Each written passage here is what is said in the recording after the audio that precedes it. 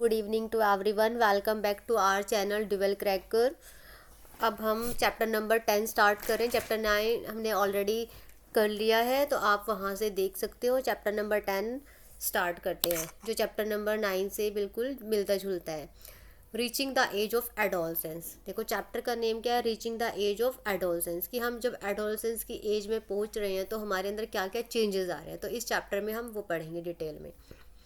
हिंदी में बोलते हैं कि किशोर अवस्था में पहुंचने पर जो हमारे अंदर हार्मोनल चेंजेस आते हैं और हमारी जो फिजिकली और मेंटली चेंजेस आते हैं, तो हम उसके बारे में रीड करने जा रहे हैं। In the previous chapter you have learn how animals reproduce.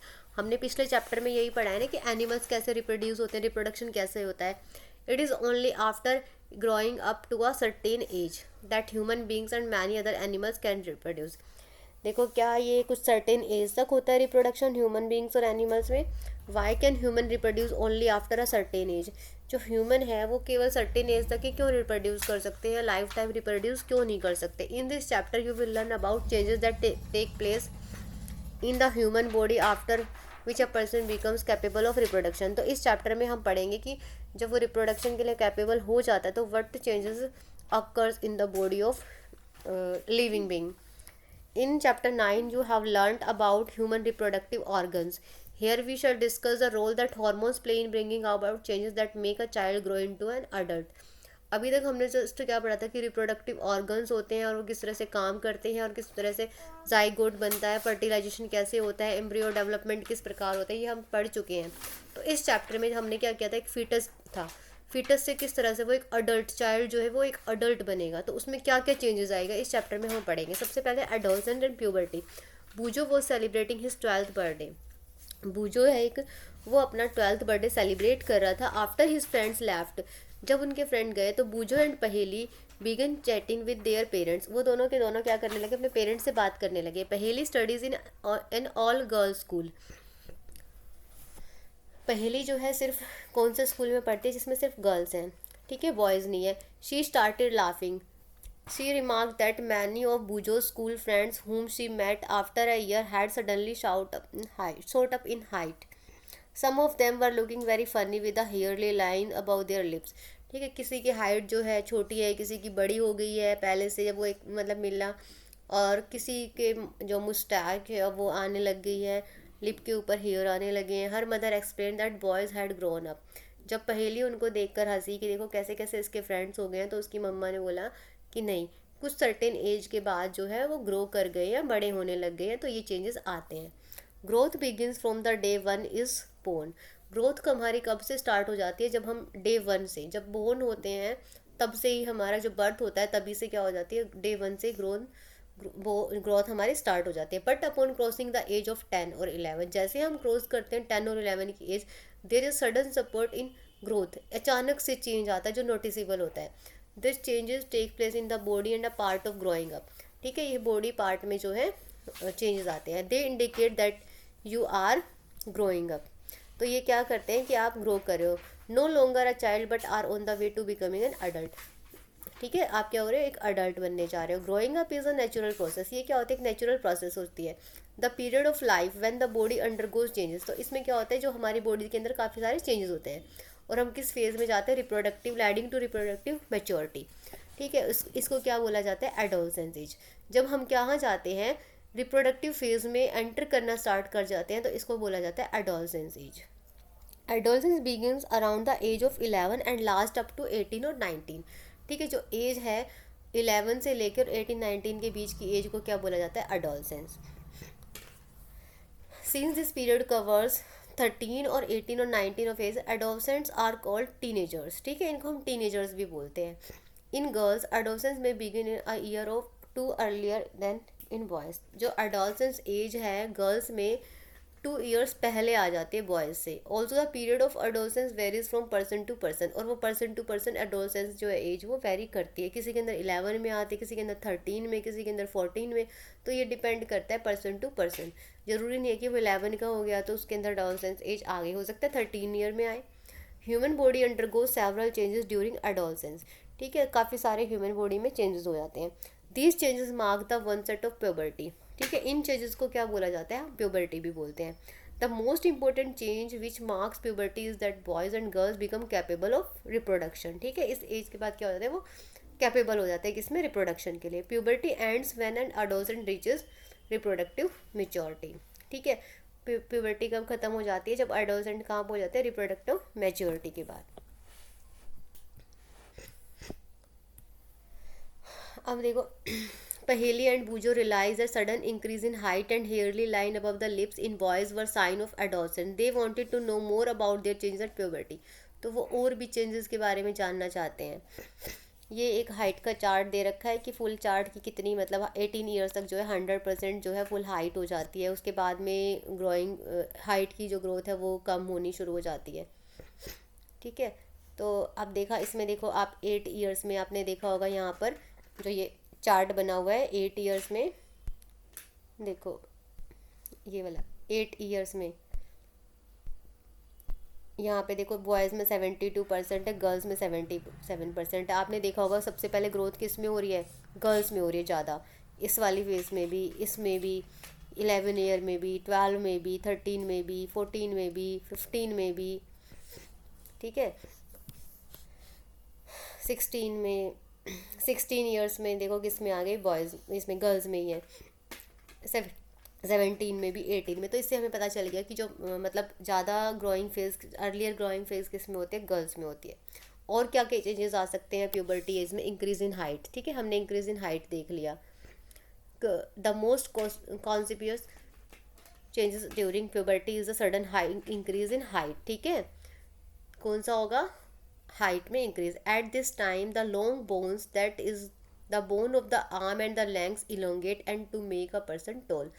Bone of arm और लेग की जो है इलोंगेट हो जाते हैं, उसको टॉल बना देती है।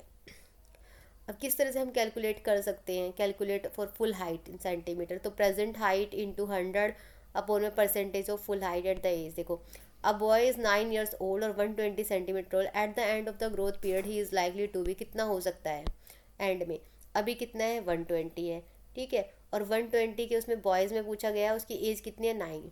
तो देखो 9 में कितना दिया, 75%। तो यहाँ पे हमने क्या लिख दिया 75% और इंटू कर दिया किससे, 100 से। तो कितना कि 160 सेंटीमीटर टॉल तक वो एंड में जा सकता है, अगर अभी उसकी इतनी है तो।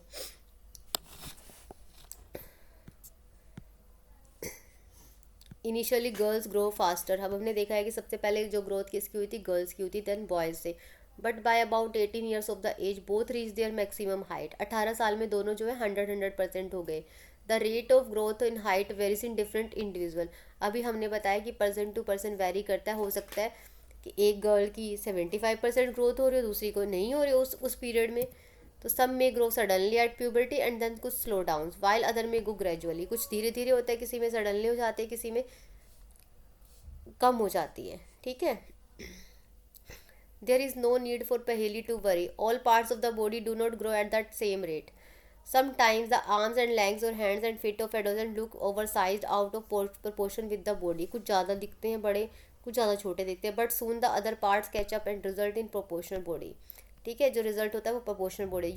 You must have noticed that height of an individual is more or less similar than that of some family members। आपने देखा होगा कि कुछ हम बोल सकते हैं कि अच्छा इसकी हाइट मम्मी पे गई है, इसकी पापा पे गई है, तो हम क्या करते हैं, फैमिली मेम्बर से कोरिलेट करना शुरू कर देते हैं। This is because height depends on the jeans.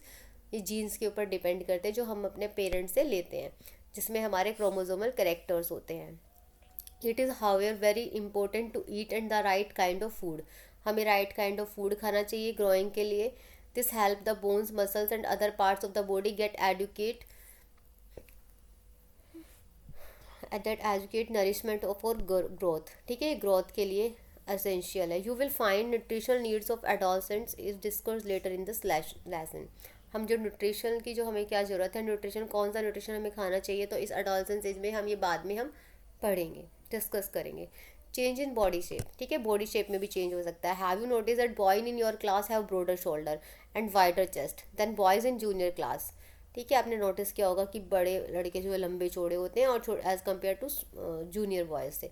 This is because they have entered the age of puberty where shoulders generally broaden, ठीक है, उनके शोल्डर्स क्या हो गए, ब्रोडन हो गए। In girls the region below the waist becomes wider, ठीक है, वेस्ट के नीचे से का जो रीजन होता है वो क्या होता है, वो वाइडर होना शुरू हो जाता है। In boys the muscles of the body grows more prominently than in the girls, ठीक है। जो मसल्स है वो ज़्यादा किसकी हो जाती है, ग्रो करनी चाहिए बॉयज़ में than as compare to girls. These changes occur in the adolescent boys and are different, दोनों में क्या होते हैं, डिफरेंट होते हैं। वॉइस में चेंज होता है। Did you notice that sometimes the voice of some of the boys in your class cracks at puberty, voice box और लैरिंग्स बिगन्स टू ग्रो, ठीक है। ये भी ग्रो करना हो जाता है। बॉयज़ डेवलप लार्ज वॉइस, ठीक है। बॉयज़ की जो आवाज़ है वो चेंज होनी शुरू हो जाती है, लार्ज हो जाती है। The growing voice box in boys can be seen as protruding part of the throat called Adam apple, ठीक है। उसको क्या बोलते हैं, जो बाहर निकला हुआ था उसको उठा हुआ को बोलते हैं, जो गले के पास में हमारे यहाँ निकला था थ्रोट के बाहर, उसको बोलते हैं Adam Apple. In girls the larynx is hardly visible from the outside because of its small size, ठीक है। गर्ल्स में जो लैरिंग्स है वो स्मॉल साइज का होता है और बाहर से दिखाई नहीं देता है। Generally girls have high pitched voice, ठीक है।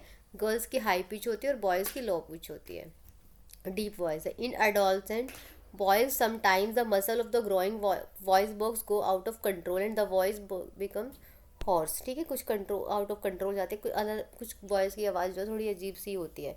दिस स्टेट में remain for a few days और weeks after which the voice becomes normal, ठीक है। कुछ टाइम तक रहती है और फिर उसके बाद में नॉर्मल होनी शुरू हो जाती है। जब वो ग्रोइंग फेज में होता है थोड़ी आवाज़ डिफरेंट हो जाती है। चलो अब नेक्स्ट है increase activity of sweat and sebaceous gland. देखो जो स्वेट ग्लैंड और सेबेसियस ग्लैंड है हमारी बॉडी के अंदर, अब उसमें कौन कौन सी एक्टिविटीज़ होती है। During puberty the secretion of the sweat gland and sebaceous gland, sebaceous मतलब होता है oil glands, increases. Many young people get acne, देखो पिंपल्स और एक्ने वगैरह होने लग जाते हैं फेस पर, क्योंकि कौन सी ग्लैंड रिलीज होने लग जाती है, ये सेबेसियस ग्लैंड्स, ठीक है। A few glands such as sweat glands, oil glands, salivary glands release their secretion through ducts. Endocrine glands release hormones. जो endocrine glands होते हैं वो hormone release करती है, ठीक है। और exocrine क्या करती है, वो enzymes को करती है डायरेक्टली। और ये किस में करती है, endocrine directly into the blood के अंदर। So they are called ductless glands, ठीक है। इनके अंदर डक्ट्स नहीं होती। और पिंपल्स हो जाते हैं फेस पे because of the increase activity of the, जो ग्लैंड्स है वो अपनी एक्टिविटी को इंक्रीज कर देते, तो इस इम्बैलेंस की वजह से जो है पिंपल्स होना शुरू हो जाते हैं। डेवलपमेंट ऑफ सेक्स ऑर्गन, जो सेक्स ऑर्गन है जो ऑलरेडी हम चैप्टर नंबर 9 में हम देख चुके हैं, फिगर नंबर 9 और 9.3, वो क्या होते हैं, डेवलप होना शुरू हो जाते हैं। At the puberty male sex organ like the testis and penis develop completely हो जाता है develop. The testis also begin to produce sperms, और स्पर्म्स भी प्रोड्यूस करना स्टार्ट कर देता है। In girls the ovary enlarge and eggs begins to mature, ठीक है। एग जो है, ओवर जो है वो मैच्योर होना शुरू हो जाता है। Also ovary start releasing mature eggs, ठीक है। और मैच्योर एग्स को रिलीज करना ओवरी जो है स्टार्ट कर देती है। Reaching mental intellectual and emotional maturity, adolescence is also a period of change in a personal which way of thinking, ठीक है। उसमें उस टाइम पे क्या हो जाता है कि जो थिंकिंग है वो चेंज हो जाती है, बोलने का तरीका अलग हो जाता है। Adolescents are more independent than before, ठीक है। इंडिपेंडेंट हो जाते हैं, सेल्फ कॉन्शियस हो जाते हैं, और थोड़ा गुस्सा भी जल्दी आने शुरू हो जाता है। Intellectual development takes place and they tend to spend considerable time thinking, और वो ज़्यादा से ज़्यादा टाइम किसमें, सोचने में भी स्पेंड करने लगते हैं। It is often the time in one is life when the brain has the greatest capacity for learning, और ये वही टाइम होता है जिस टाइम पर ब्रेन की सबसे ज़्यादा याद करने की कैपेसिटी होती है। Sometimes however adolescent may feel insecure while trying to adjust the change in the body and mind. इस टाइम पे अचानक से जो चेंजेस होना शुरू हो जाते हैं, तो जो बॉडी के अकॉर्डिंग कुछ जो है बोलते हैं ना कि इस जो एडोलसेंस एज ऐसी हो जाए, जो टीनेजर ऐसी एज होती है, इसमें या तो बच्चा बिगड़ सकता है या सुधर सकता है बिकॉज ऑफ द हार्मोनल। क्या अगर कोई संभल गया, हार्मोन्स को समझ गया, अपने अंदर जो भी चेंजेस हो रहे हैं उनको अडेप्ट कर लिया, तो वो सही निकल जाएगा। बट कुछ इरिटेट होना शुरू हो जाते हैं, but that there is no reason to feel insecure, लेकिन ये कोई इनसिक्योरिटी का रीज़न नहीं होता कि हार्मोन जो है चेंजेस हो रहे हैं। तो this changes are a natural part of growing up, तो ये किसके नेचुरल चेंजेस होते हैं, तो हमें इनसे अडेप्ट करना चाहिए।